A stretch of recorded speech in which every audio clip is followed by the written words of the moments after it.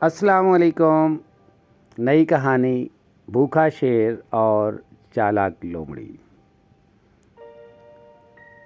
عقلمند لوگ قدم اٹھانے سے پہلے سوچتے ہیں اور بیوقوف قدم اٹھانے کے بعد۔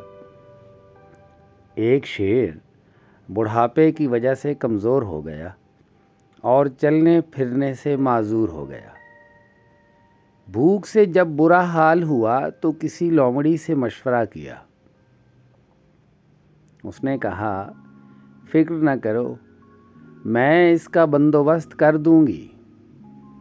یہ کہہ کر لومڑی نے پورے جنگل میں مشہور کر دیا کہ شیر بہت بیمار ہے اور بچنے کی کوئی امید نہیں ہے۔ یہ خبر سنتے ہی جنگل کے جانور اس کی عیادت کو آنے لگے۔ شیر غار میں سر جھکائے پڑا رہتا اور عیادت کے لیے آنے والے جانوروں کا شکار کر کے اپنی بھوک مٹاتا رہتا۔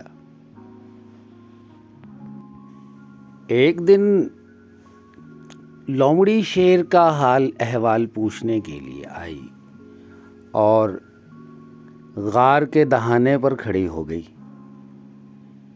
اتفاقاً اس دن کوئی جانور نہ آیا تھا، جس کی وجہ سے شیر بھوکا تھا۔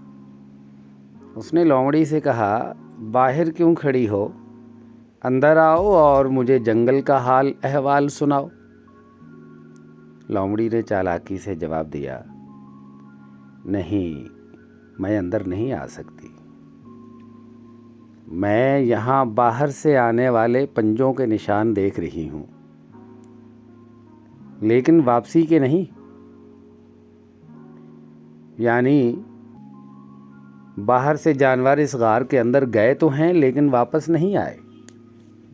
نتیجہ یہ نکلا کہ عقل مند لوگ قدم اٹھانے سے پہلے سوچتے ہیں اور بیوقوف قدم اٹھانے کے بعد۔